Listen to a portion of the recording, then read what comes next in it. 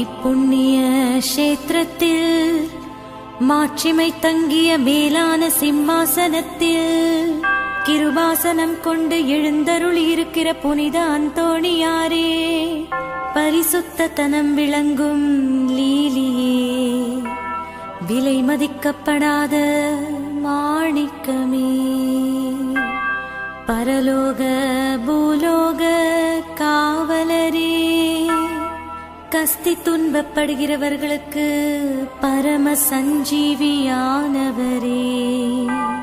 பாவிகளின் தஞ்சமே, உமது இன்பமான சந்நிதானம் தேடி வந்தோம்.